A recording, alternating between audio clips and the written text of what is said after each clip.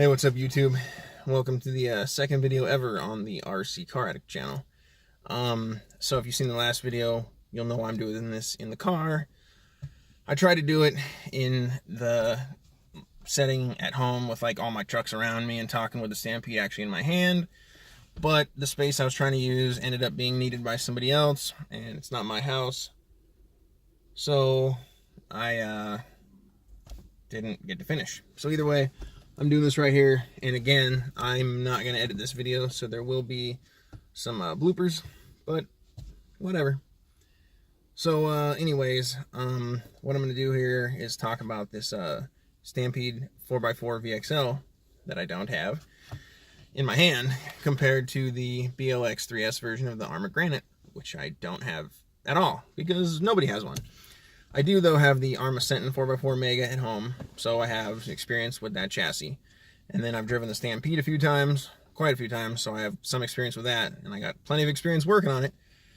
So, with the BLX 3S version coming out soon, I just want to help you guys out by letting you know how I feel about both platforms, so you can make the most informed decision on which vehicle to buy.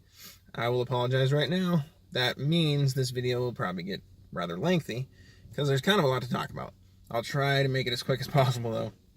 So first off, looks wise is subjective. Do you like the body more on one or the other? The wheels, the tires, that's about the only looks that you care about because that's what you see. Everything as far as chassis looks, the body covers it, so who cares? I personally like the look of the Arrma body a little bit more, I think. They both look pretty cool though. But on the Arrma body, they already come with those little rubber lanyards for the body clips. Traxxas does not. It's only $2 for a pair of those, so it's not a big deal, but they're already on it. The most important part, though, is where the body posts come through the body. On the Arrma, they're more inboard, so on the flatbed of the truck, since it's flat plastic, it actually can flex up and down.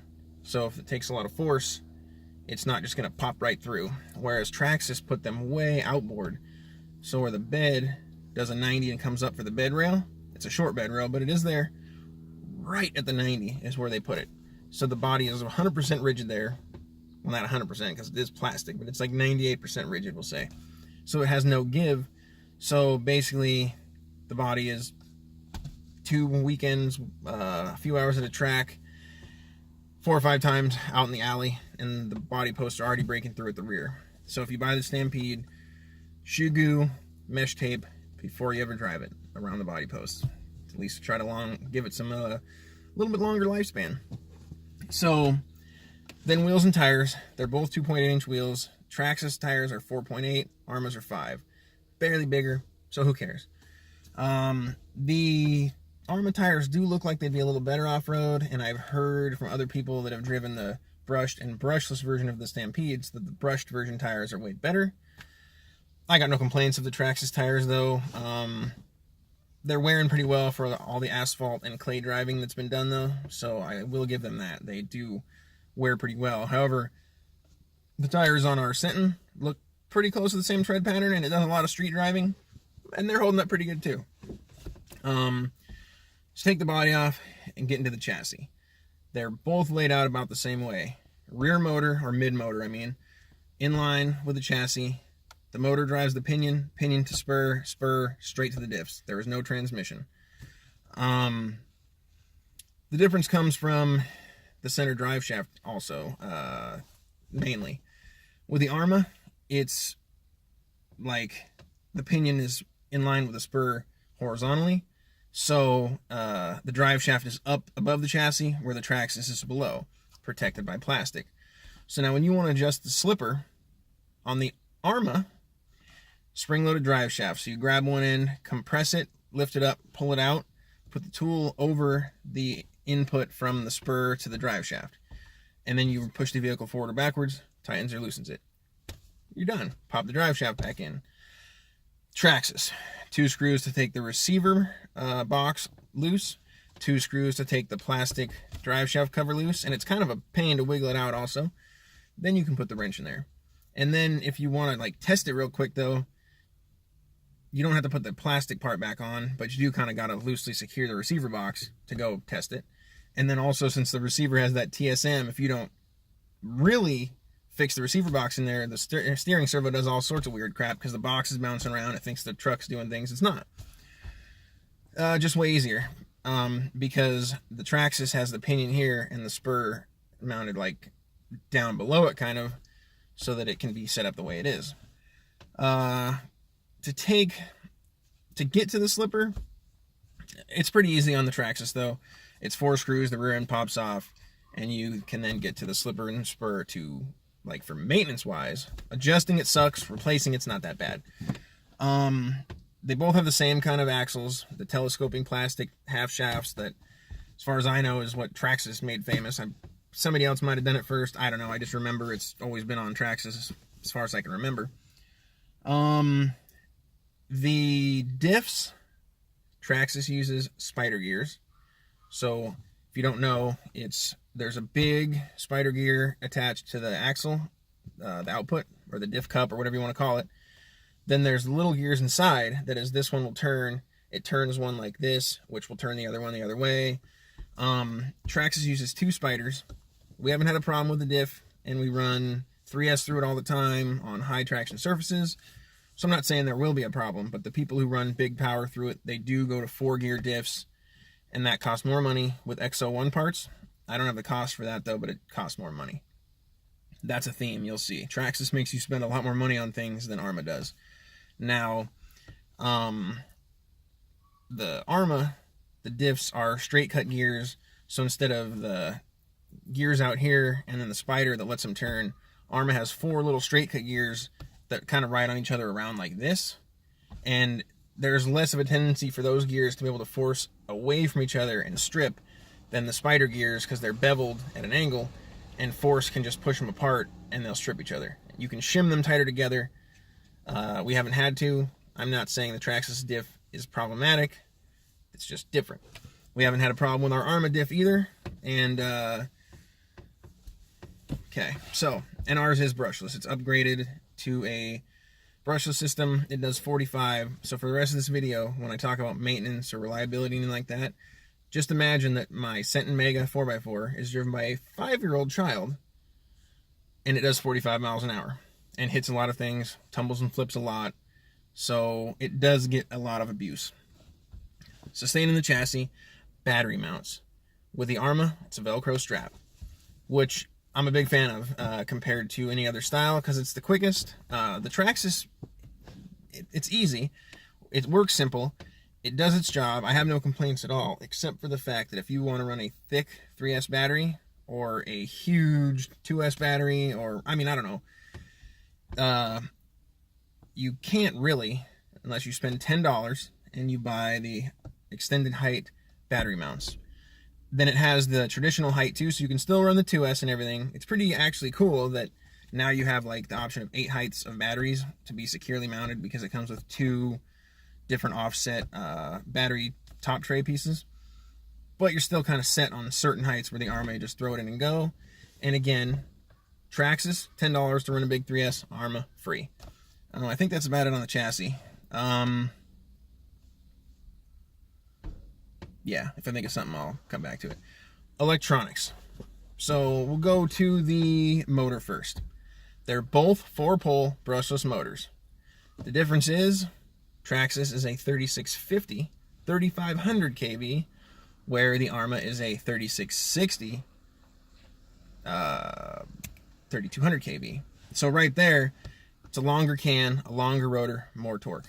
It's a lower kV, which usually translates to more torque. It is also a finned motor, so it should dissipate heat better than the traxxas. And as I say that, we have not had overheating issues at all with the traxxas. It's just something to mention.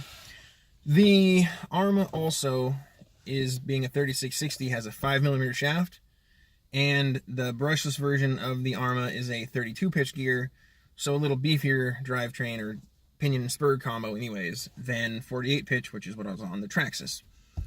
You can do 48 pitch on 5mm shafts, but it just costs more money, and kind of why. It's easier to go to the store too and get a 5mm 32 pitch or a 3.17mm 48 pitch. So it does make gearing options easier just to go to the store. But like I mentioned, or like I'm going to mention, I mean, on the motor mount, the traxxas is slotted, so you can get any pinion you want as long as it fits in that slot. Arrma has just certain holes set up for certain pinions, so you don't have as many options unless you slot the hole, which is doable. We did it on ours, but from the factory, the traxxas has a better range of optional gearing. So also in the motor aspect of things, in the Arrma, the Granite has a humongous motor heatsink where the traxxas does not. Again, the traxxas hasn't overheated yet. Go over to the ESC. Both vehicles are waterproof. Both are 2 to 3S LiPo compatible. Difference comes in where the traxxas has training mode, so you can dial it down to 50% throttle, 50% brake. I mean reverse, 100% brake, sorry. And then you got a forward and reverse only and stuff like that, where the Arrma, you have adjustable punch and adjustable brake. So you don't really have 50% throttle limit, but you can limit on how aggressive it is to accelerate. So I guess, I mean, easier to not flip over and everything. And easier not to endo because you can adjust the brake force. So with the traxxas training mode, you still have 100% brake. So even though it's not going to be as fast, they can still hit the brakes hard enough to tumble. So maybe adjustable brake is a better idea, although it's probably not near as quickly to set as it is with the traxxas. The other differences with the ESC, the traxxas has no fan. You can get one for $24. The Arrma ESC has a fan. So having a larger, torquier, fin can motor with a huge heatsink and an ESC with a fan on it, you could probably overgear the Arrma more successfully and control the heat better than with the traxxas because it doesn't have any heat management. You can add it, but it just doesn't have it. With the receivers, I mean, they're both receivers. I really don't know what to tell you, I guess. The traxxas obviously has the stability link in it, but I think I already mentioned in this video that, it might have been the last video, I got interrupted by a phone call, so I'm redoing this. Now I got to remember what I've already talked about. It's got a knob to adjust the aggressiveness. Too high though, and if you're on like a narrow trail in the woods, if you have that thing turned up too high and you're going around a right-hand sweeper and you just let go, it overcorrects like way too much to the left. You can actually watch the tires go way left before it comes center, so you're probably going to be off the trail. So I drive it with it off. The guy who owns the Stampede, this is his first truck, and he's barely driven it for a couple weeks. He already almost has it off. So it's kind of a gimmick, but it is cool.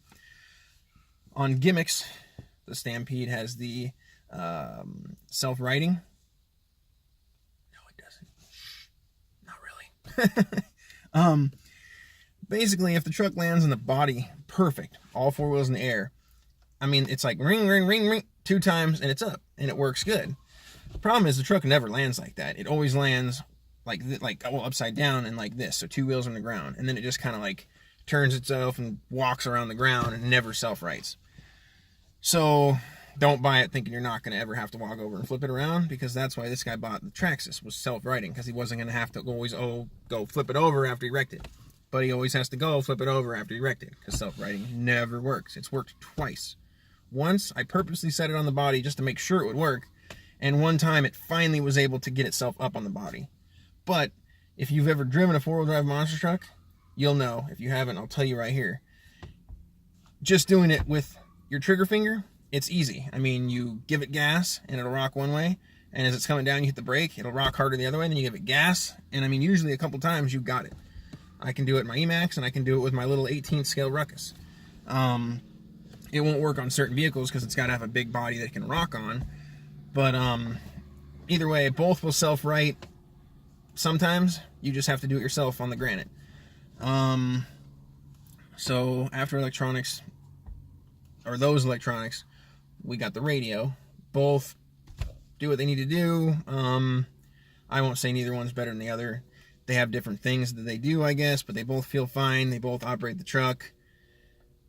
I mean, what more do you want? You can add all that telemetry crap to the traxxas that you can't to the Arrma, but that's just more money you're spending for pointless stuff, I feel. Then we'll go to the steering servo. Now, on paper, you'd think the Traxxas wins. They're both waterproof, but the Traxxas has a transit time of 0.17. The Arrma's is 0.12 or 0.14, depending on the current. It's 0.12 at 6 volts, or 0.14 at 6 volts, sorry.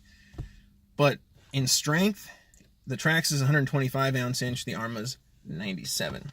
Here's where I get confused, and I don't necessarily believe Arrma's marketing material. I mean, why would they lie or get it wrong? But they have an ADS 7 V2, and then an older one, and then they have the ADS 5, which is what's in our Sentin. The ADS 5 is like 80 ounce inch torque, or something like that, at 6 volts, where the 7 was like 90 ounce inch. So maybe ours wasn't 80. Either way, the new servo is rated 0.14 seconds at 6 volts and 0.12 at 7.2, where the old version, the ADS 7 6.5 kg, was rated 0.14 at 4.8, 0.12 at 6. So the new servo is upgraded, but it's slower. And then now it's 97 ounce inch at 7.2, where it used to be 90 ounce inch at 6. So it's possibly weaker, but most likely, definitely, I mean, no stronger at 6 volts. So I'm not really sure why they did it. Maybe there was just a gearing upgrade or something in the servo, and that's why it's a V2. But it is a high voltage now because you can run it at 7.2.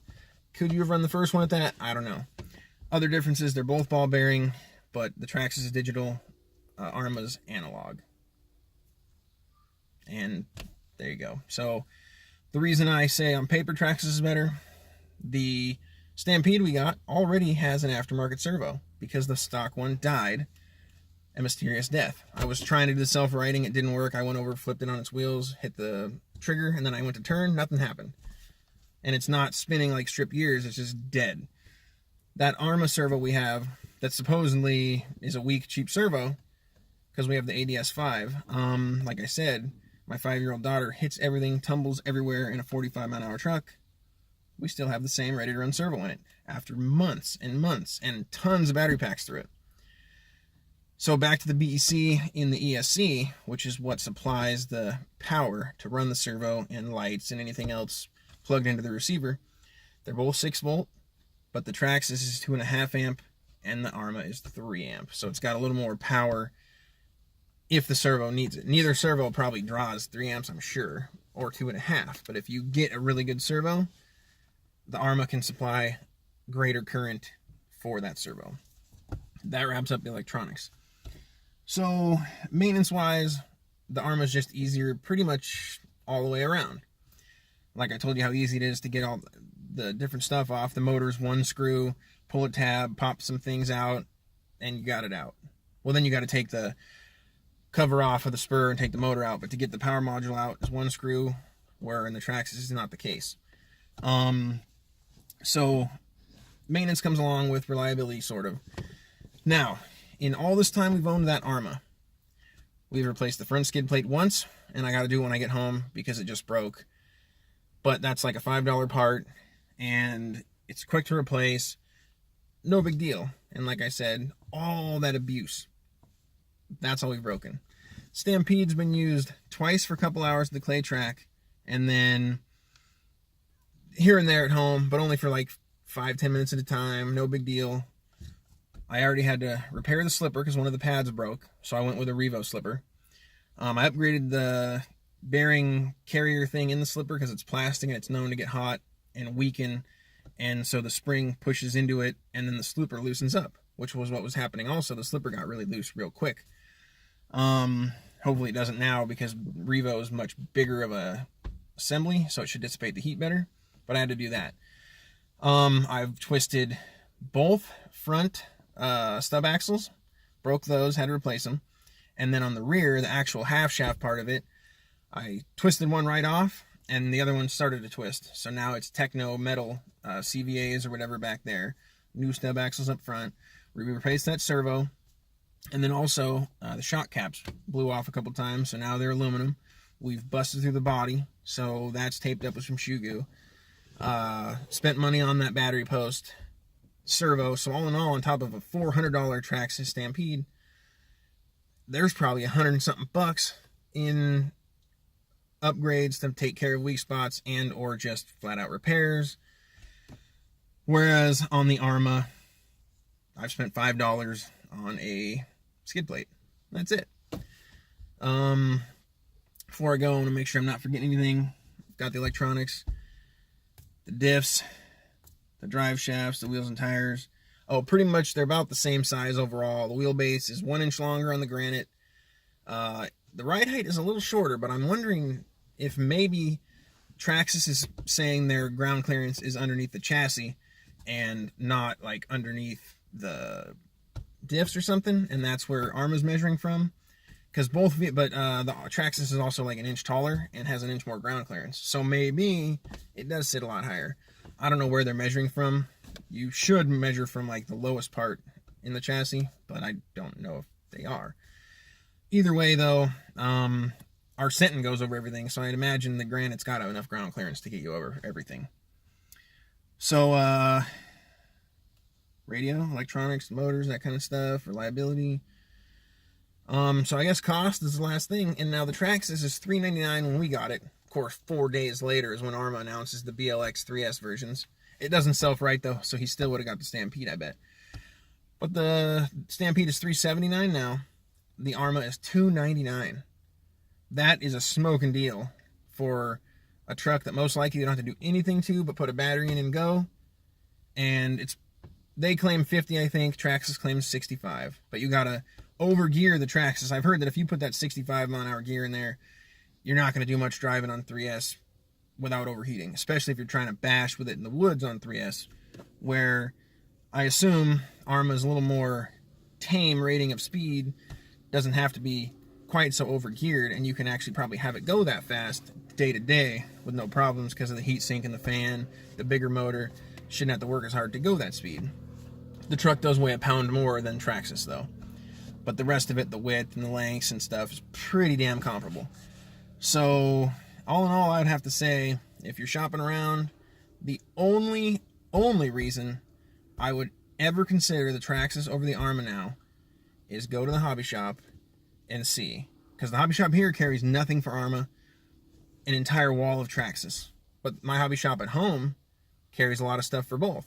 So there you go. They also sell the Arrma vehicles this hobby shop doesn't. So if you can get the parts near you, Arrma all the way. If not, and you're patient, you can get them from A-Main Hobbies. Pay $1.99 for shipping and have them within a week or less. So parts really isn't that big of a deal, but if you have to be the kind of person that I'm going to break it today, drive it today, you better check your parts support. Other than that, go with the Arrma. Save, I mean, like, we'd be $200 ahead right now if we picked the Arrma over the Traxxas. Hopefully the people who spent that, well, I spent some of that $200 because I was the person breaking the axles, so I was repairing them on my dime. And I also revoked the servo, so I gave him my good servo out of my Blitz. But if it was their dime and they heard this, that they spent $200 more, they probably would be a little unhappy. So save your money, get the Arrma. Which I also will say, even though we have no problems with it, the diff input and the ring gear on the diff themselves are metal in the Arrma. They're not plastic. So they're even upgraded from what we have. Which I will have to say, though, I'm sure that 3660 in that truck is a lot more powerful than the cheap 3660 we have in our truck. Alright, thanks for watching that lengthy video on this Stampede 4x4 versus Arrma BLX 100. Sorry I had neither vehicle to actually show you something, but hopefully I made everything clear. I think I didn't miss anything. If you have, like, maybe the Granite brushed and the Stampede, either one, you can comment on how you found they compare. If you got both, if not, you can leave a comment on what you think is the next thing I'm going to break on this Traxxas, because I know something's going to go. It's going to do it.